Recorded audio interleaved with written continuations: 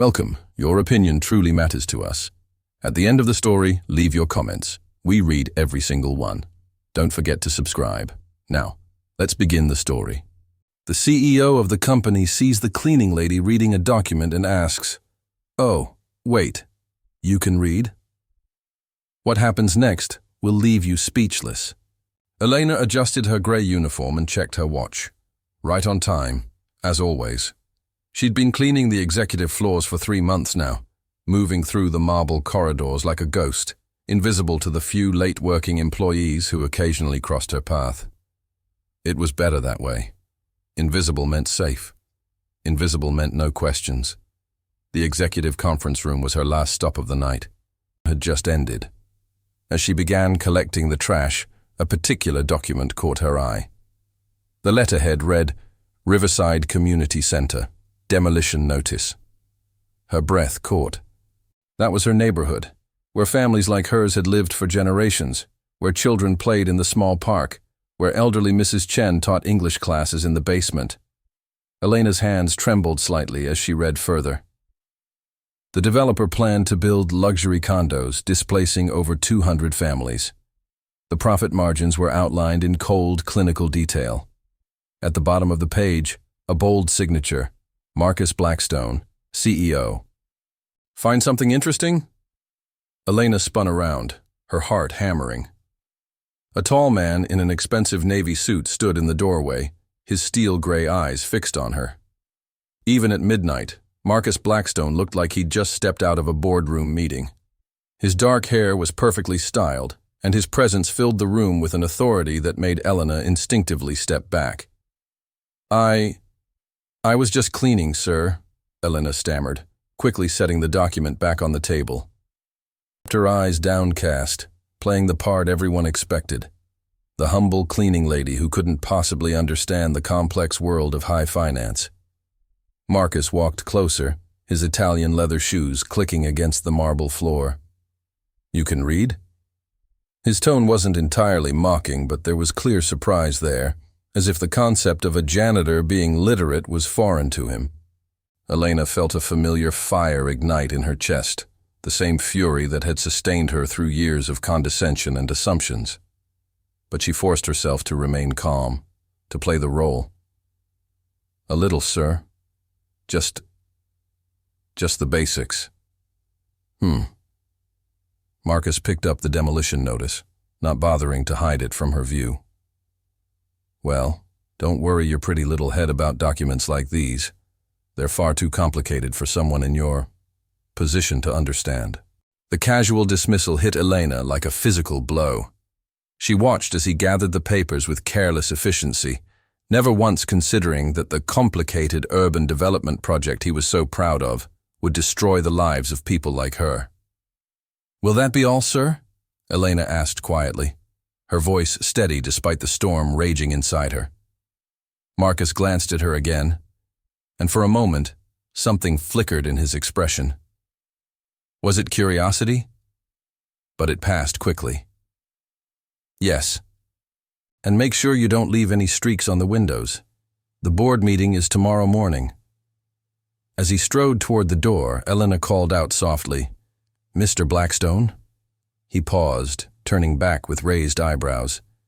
"The Riverside Community Center. A lot of families depend on that place." She kept her voice gentle, non-threatening. "Maybe there's another solution." Marcus's expression hardened. "Like I said, these matters are too complex for you to understand. Stick to what you know, cleaning floors and emptying trash cans." With that, he was gone, leaving Elena alone with the weight of his words and the knowledge of what was coming for her community.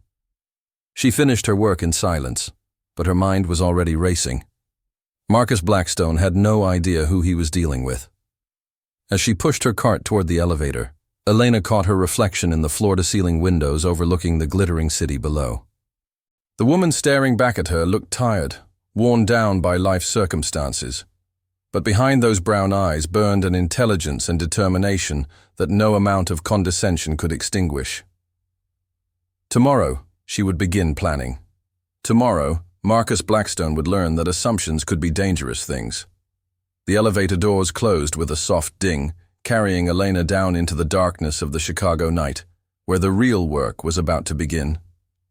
3 days later, Marcus Blackstone sat in his corner office, reviewing quarterly reports when his assistant knocked on the door. "Mr. Blackstone, there's a woman here to see you. She says it's about the Riverside project." Janet's voice carried a note of confusion. "She doesn't have an appointment, but she's persistent." Marcus frowned. The Riverside demolition was supposed to be confidential until the city council meeting next week. "What's her name?" "Elena Vasquez. She claims to represent the community residents." The name meant nothing to him, but Marcus was curious despite himself. Community activists usually sent lawyers or made appointments through proper channels. "Send her in. 5 minutes." When the door opened, Marcus looked up from his desk and froze. The woman who entered bore little resemblance to the meek cleaning lady he'd encountered 3 nights ago. Gone was the gray uniform, replaced by a sharp black blazer and pencil skirt that accentuated her figure. Her dark hair was pulled back in a sleek bun, and she carried herself with the confident stride of someone accustomed to boardrooms. But it was her eyes that truly shocked him. Intelligent, focused, and burning with purpose. These were not the eyes of someone who cleaned floors for a living. "Mr. Blackstone," Elena said smoothly, extending her hand. "Thank you for seeing me." Marcus stood slowly, his mind racing. He accepted her handshake, noting the firm grip and the absence of calluses he'd expect from someone who did manual labor. "Ms. Vasquez, was it?" "That's correct." Elena sat down without being invited, crossing her legs and pulling out a leather portfolio. "I'm here to discuss your plans for the Riverside Community Center. I'm sorry, but I think there's been some confusion. You look remarkably like someone I met recently," Marcus began, studying her face. "A cleaning lady?" Elena's smile was sharp as a blade. "How remarkable, though I suppose we all look alike to you, don't we, Mr. Blackstone?" The comment hit its mark. Marcus felt heat rise in his cheeks, but he maintained his composure. "I don't appreciate the implication, Ms. Vasquez. Now what exactly do you want?" Elena opened her portfolio and placed a thick document on his desk. "I want you to reconsider the Riverside project. This is a comprehensive economic impact study showing how community displacement will actually hurt your long-term investment returns." Marcus glanced at the document, his eyebrows rising despite himself. The analysis was sophisticated, complete with regression models and demographic projections that would have impressed his own financial team. "Where did you get this?" "I prepared it." Elena's voice was matter of fact. "Based on similar developments in Detroit, Atlanta, and Seattle. Gentrification projects that destroy established communities typically see 23% lower property values within 5 years due to social instability and lack of authentic neighborhood character." Marcus stared at her, his assumptions crumbling like a house of cards. This woman, who just days ago he'd dismissed as barely literate, was presenting him with analysis that would have taken his team weeks to compile. "Who are you?" he asked quietly. Elena leaned back in her chair, studying him with those penetrating dark eyes. "I'm exactly who I appear to be, Mr. Blackstone. The question is, are you smart enough to listen?" For the next hour, Elena systematically dismantled every assumption Marcus had made about the Riverside project. She pointed out legal vulnerabilities he hadn't considered, environmental impact issues that could tie up development for years, and alternative development strategies that could yield higher profits while preserving the community. Marcus found himself leaning forward, genuinely engaged for the first time in months. This woman's mind was razor-sharp, cutting through problems with surgical precision. More disturbing was the way she seemed to anticipate his objections before he voiced them, as if she'd studied him as thoroughly as she'd studied his project. "You're proposing a mixed-use development that incorporates affordable housing," Marcus said, reviewing her alternative proposal. "The profit margins would be lower." "Initially, yes, but the long-term returns would be substantially higher, and you'd avoid the negative publicity that comes with mass displacement." Bad press has a way of affecting stock prices, doesn't it? There was something in her tone, a subtle threat wrapped in silk. Marcus looked up sharply. Are you threatening me, Ms. Vasquez? Elena smiled, but it didn't reach her eyes. I'm simply pointing out the realities of modern business, Mr. Blackstone. Information travels fast these days. Community activists have social media. Investors have consciences. The world is watching. Marcus set down the proposal, his mind reeling. In the span of an hour, this mysterious woman had not only challenged his entire development strategy, but had done so with a level of expertise that suggested she was far more than a concerned community member. I'll need time to review this, he said finally. Of course. Elena stood gracefully, smoothing her skirt. You have until Friday. After that, I'll be taking this proposal to your competitors. I'm sure Meridian Development would be very interested in a socially responsible project that could generate positive press and superior returns. The mention of his biggest rival sent a chill down Marcus's spine. That sounds like blackmail. That sounds like business. Elena paused at the door, turning back with that enigmatic smile. Oh, and Mr. Blackstone. Next time you see a cleaning lady reading something too complicated for her to understand, you might want to ask yourself what else you're missing. With that parting shot, she was gone, leaving Marcus alone with the wreckage of his preconceptions and a growing obsession with the woman who had just turned his world upside down. As he sat in his empty office, Marcus realized he was in serious trouble, and for the first time in years, he wasn't sure if he wanted to find a way out. Elena's hands shook slightly as she stepped out of the Blackstone Tower elevator. The confrontation had gone exactly as planned, but seeing the confusion and growing respect in Marcus's eyes had stirred something unexpected inside her. She couldn't afford to feel anything for him, not when so much was at stake. Her phone buzzed as she walked through the lobby. A text from her younger brother Miguel. Abuela's asking for you. Can you come by tonight? Elena's chest tightened. Their grandmother had been asking for her more frequently lately, the early stages of dementia making her relive painful memories. Elena texted back that she'd be there, then caught the L train back to Riverside, back to the world Marcus Blackstone wanted to erase. The community center was buzzing with activity when she arrived. Children doing homework at worn tables, teenagers playing basketball in the gym, elderly residents attending Mrs. Chen's English class. This wasn't just a building to these people. It was the heart of their neighborhood. Elena, Mrs. Rodriguez called out from behind the reception desk. How did it go with that developer? Still working on it, Elena replied, forcing a smile. She couldn't tell them she'd spent 3 months cleaning their enemies' offices, gathering intelligence while they thought she was fighting from the outside. Her phone rang as she climbed the stairs to her grandmother's apartment. The caller ID made her pause. Blackstone Financial. Ms. Vasquez? Marcus's voice was controlled, but she detected something underneath. Curiosity, maybe even admiration.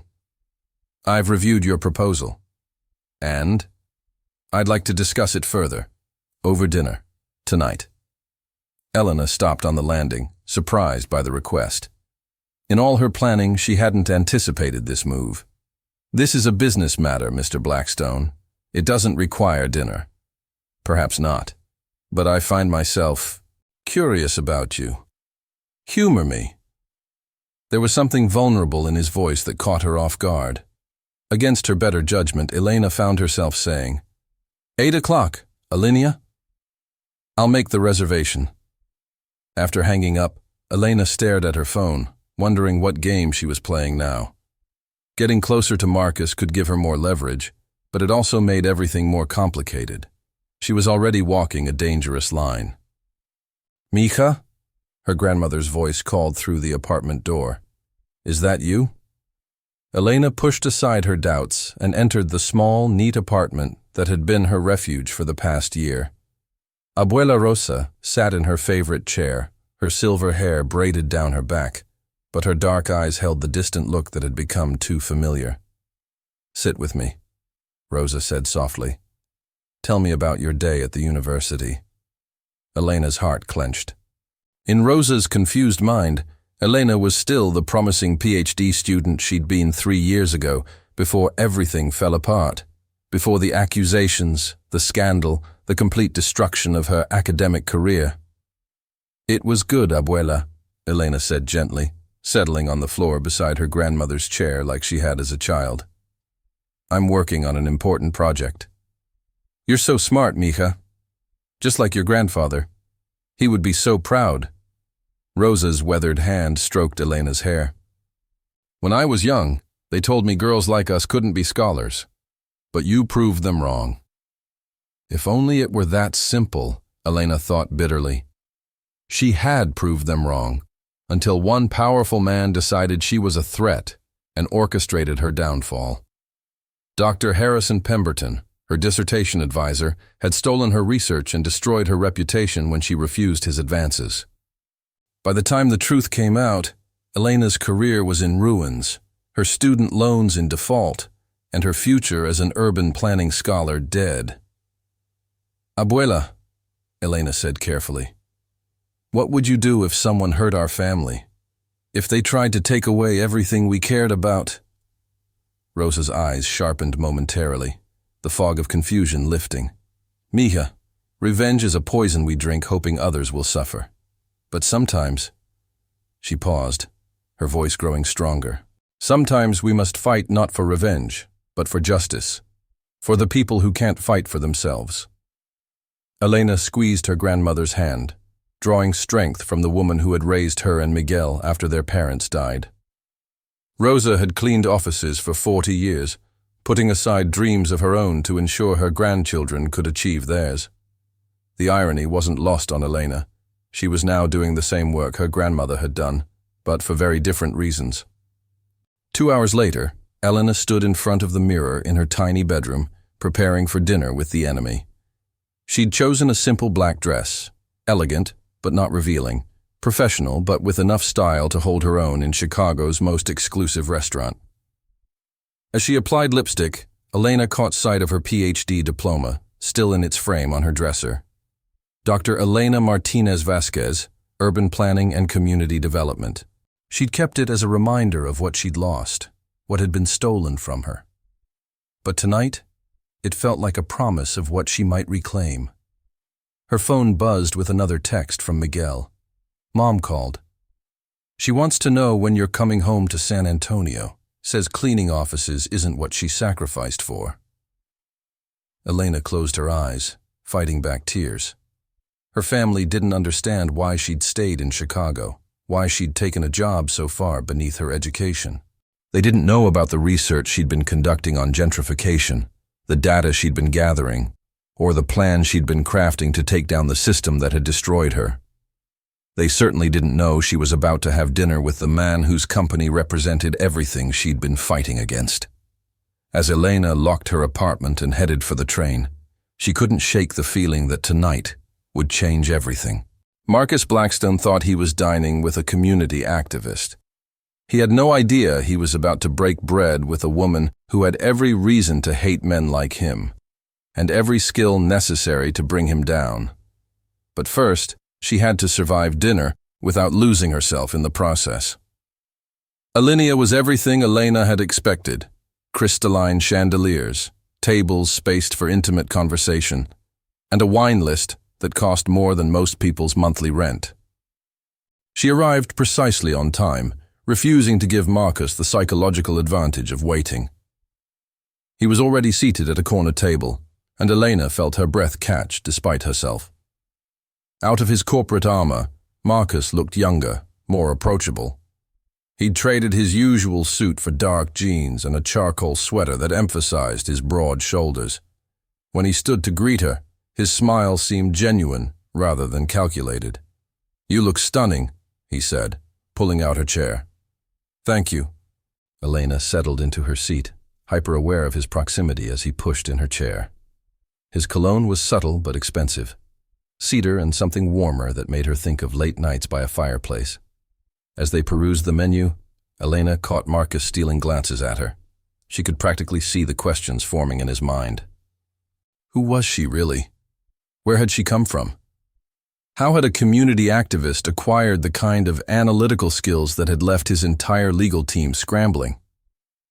"So," Marcus said after they'd ordered, "tell me about yourself. The real story this time." Elena sipped her wine, buying time. "What makes you think there's more to tell?" "Elena." The way he said her name, soft and low, sent an unexpected shiver down her spine. "3 days ago, you presented me with a development analysis that would have taken my team months to compile. You identified legal vulnerabilities my lawyers missed and proposed financial models that frankly put my own projections to shame. Community activists don't typically have those skills. Maybe you underestimate community activists." Marcus leaned forward, his gray eyes intense.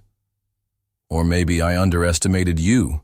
The question is, why are you really fighting this project?" Elena met his gaze steadily. "Because some things matter more than profit margins. Such as family, community. The idea that not everything beautiful in this world should be torn down and replaced with something more expensive." Something flickered across Marcus's face. Pain, maybe, or recognition. "You sound like you're speaking from experience." Before Elena could respond, their first course arrived, giving her a moment to regain her composure. She'd come here to gather information, to get closer to the enemy. She hadn't expected him to be so human. "What about you?" she asked, turning the tables. "Why urban development? Why destroy communities instead of building them?" Marcus was quiet for a long moment, twirling his fork through the delicate arrangement on his plate. "My father," he said finally. "He built Blackstone Financial from nothing, grew up in poverty, clawed his way to the top, and swore his children would never know what it felt like to be powerless. So you tear down other people's homes to prove you're not powerless?" "I build things," Marcus said firmly. "I create jobs, increase property values, improve neighborhoods. For people who can afford them." Elena's voice was sharp. "What about the families who've lived in those neighborhoods for generations? Where do they go when you improve their homes right out from under them?" Marcus set down his fork, studying her with those penetrating gray eyes. "You're not just fighting for the community center, are you? This is personal." Elena's heart hammered, but she kept her expression neutral. "Everything is personal, Mr. Blackstone. The question is whether you care enough about the consequences of your actions to do something different." "Marcus," he said quietly. "My name is Marcus." The intimacy of his request caught her off guard. "Why does this matter to you?" "My opinion, I mean. You could have your lawyers handle this. You could ignore me entirely." Marcus reached across the table, his fingers barely brushing hers. The contact sent electricity shooting up her arm. "Because," he said, his voice rough, "I can't stop thinking about you.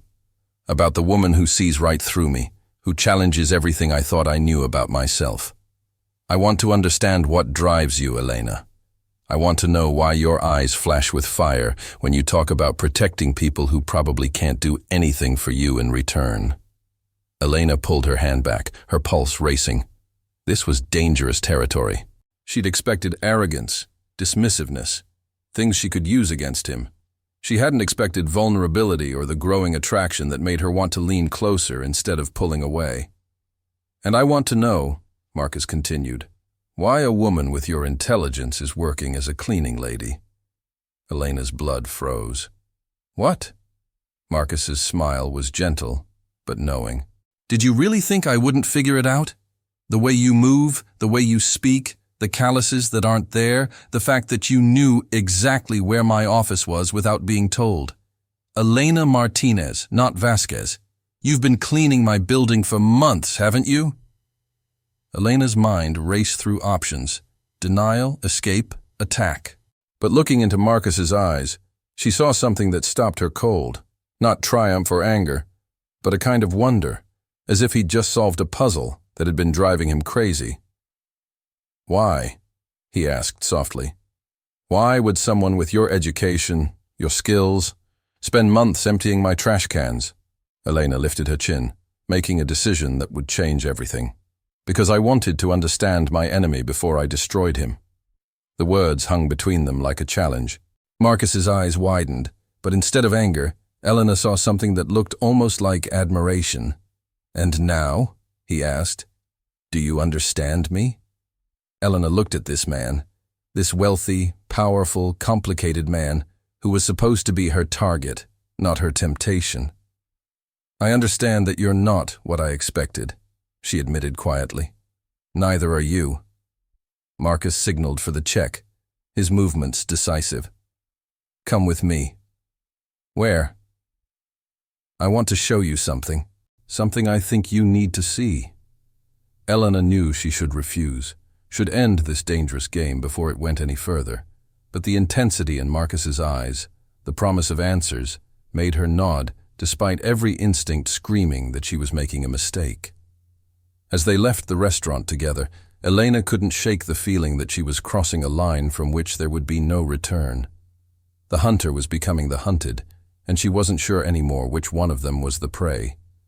Marcus's Tesla wound through the empty streets of Chicago, heading not toward the gleaming downtown towers, but into the industrial district on the south side. Elena sat in tense silence, watching the city change outside her window, from polished storefronts to warehouses and vacant lots. "Where are we going?" she asked, as Marcus pulled into the parking lot of what looked like an abandoned factory. "Somewhere I probably shouldn't be taking you," Marcus said, his voice carrying a weight she hadn't heard before. "But if we're going to be honest with each other, you need to see this." He led her through a side entrance, using a key card to bypass the security system. Inside, Elena gasped. The massive space had been transformed into something extraordinary. A combination: homeless shelter, job training center, and community kitchen. Despite the late hour, the facility buzzed with quiet activity. People of all ages moved through the space with purpose and dignity. "What is this place?" Elena whispered. "The Southside Community Initiative," Marcus said, his hands shoved deep in his pockets. "We've been operating here for 2 years. Job training, temporary housing, microloans for small businesses, addiction counseling. About 300 people cycle through here every month." Elena stared at him, her worldview tilting. "You run this?" "My father did, originally. It was his last project before he died." Marcus's voice was rough with emotion. He grew up in a neighborhood a lot like Riverside. He never forgot what it felt like to be invisible, to have people assume you were worthless because of where you lived or what kind of work you did. They walked deeper into the facility, past a computer lab where adults were learning coding skills, past a kitchen where volunteers served late dinners to families. Elena noticed how people greeted Marcus, not with the deference of employees, but with genuine warmth. "Marcus," an elderly black woman approached them, her face lighting up. "You didn't tell me you were coming by tonight." "Surprise visit, Mrs. Washington. How's the GED program going?" "We've got 12 people taking the test next month, including that young man you talked to last week, Robert. He's been here every night studying." Elena watched the interaction, seeing a side of Marcus she never could have imagined. This wasn't a charity case or a tax write-off. This was personal. After Mrs. Washington moved on, Elena turned to Marcus with confusion and growing understanding. "Your development projects fund this place, the Riverside project too. The profits were earmarked for expansion here." Marcus ran a hand through his hair, looking younger and more vulnerable than she'd ever seen him. "I know how it looks from the outside. Rich developer destroys poor neighborhoods. But Elena, I'm trying to create sustainable change. The luxury developments generate revenue that supports programs like this." Elena felt her carefully constructed worldview crumbling. "But the families being displaced were going to be relocated to better housing. Subsidized apartments we're building 6 blocks away, with the same rent they're paying now, but with updated plumbing, heating, and safety features." Marcus's eyes were intense, pleading for understanding. "I'm not the monster you think I am." Then why didn't you tell me this at the restaurant? Why let me think? Because I wanted to see who you really were when you thought I was the enemy. Marcus stepped closer, his voice dropping. And because I needed to know if you could see past your assumptions the same way I had to see past mine. Elena's mind reeled. Everything she'd believed, everything she'd planned, was based on incomplete information. But there was still something that didn't add up. The demolition notice I saw that night, it didn't mention relocation or subsidized housing. Marcus's expression darkened. Because someone's been sabotaging the community outreach. My assistant Janet has been intercepting the information packets, making sure only the demolition notices reach the residents. She's been feeding information to my competitors and doing everything possible to make me look like the villain. Why would she do that? Because Meridian Development offered her a 7-figure bonus to torpedo the project from the inside. They wanted the community angry, the press negative, and me distracted so they could swoop in with a lower bid for the land. Elena sank onto a nearby bench, overwhelmed. I've been fighting the wrong battle. Marcus sat beside her, close enough that she could feel the warmth radiating from his body. Elena, why did you really come after me? This isn't just about the community center. The question she'd been dreading. Elena looked around at the shelter, at the evidence of Marcus's true character, and felt the last of her defenses crumble. Because 3 years ago, a powerful man destroyed my career, and I swore I'd never let another one hurt innocent people again. Tell me. So she did. She told him about Dr. Pemberton, about the stolen research, about the accusations, and the destroyed reputation. She told him about the nights she'd cried herself to sleep, about the shame of taking a cleaning job with a PhD, about the plan she'd hatched to take down what she thought was just another corrupt businessman. I wanted to prove that someone like me, someone discarded and forgotten, could bring down someone like you, she finished quietly. But you're not him. Marcus was silent for a long moment. Then gently, he took her hand. Dr. Elena Martinez Vasquez, urban planning specialist. The woman who's been outsmarting my entire team for months. Elena looked up, surprised by the pride in his voice. Do you know what I see when I look at you? Marcus continued. I see someone brilliant enough to infiltrate a major corporation, gather intelligence, and develop a counter-strategy that nearly brought me to my knees. I see someone who cares so deeply about her community that she was willing to sacrifice her pride and take a job she was overqualified for just to protect them. His thumb traced across her knuckles, sending shivers up her arm. I see someone I'm falling in love with. Elena's breath caught. Marcus, I know this is complicated. I know we started as adversaries, but Elena, you've changed me, made me question everything I thought I knew about my work, my purpose, my life. His gray eyes were intense, vulnerable. Stay. Help me do this right. Be my partner, not my enemy. Elena studied his face, seeing the man behind the suit for the first time. What about Janet, the sabotage? Already handled. Security footage confirmed everything. She'll be fired tomorrow, and Meridian will be facing charges for corporate espionage. Marcus smiled wryly. Turns out having a brilliant urban planner on your side is useful for more than just development projects. Despite everything, Elena laughed. Is that a job offer, Mr. Blackstone? It's everything, Dr. Martinez. A job, a partnership, a chance to build something beautiful together. Marcus cupped her face gently. It's me asking the most incredible woman I've ever met to take a chance on us. Elena looked around the shelter one more time, seeing the good that Marcus's work actually accomplished, feeling the hope and purpose that filled the space. Then she looked back at the man who had started as her target and somehow become her salvation. Yes, she whispered. Marcus's smile was radiant as he leaned down to kiss her.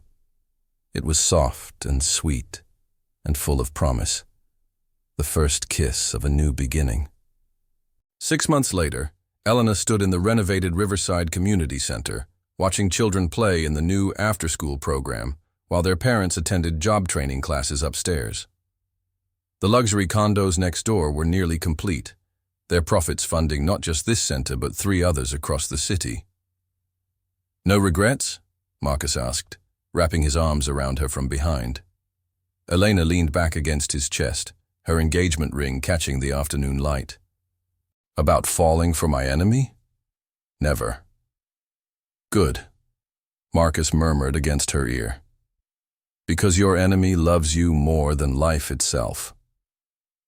As Elena watched her community thrive in ways she'd never imagined possible, she realized that sometimes the best victories came not from destroying your enemies, but from discovering they were never your enemies at all. Sometimes the greatest triumph was finding love in the most unexpected place, and building something beautiful together from the ashes of misunderstanding. The cleaning lady had indeed humiliated the millionaire by showing him that real wealth wasn't measured in bank accounts, but in the lives you touched and the love you shared.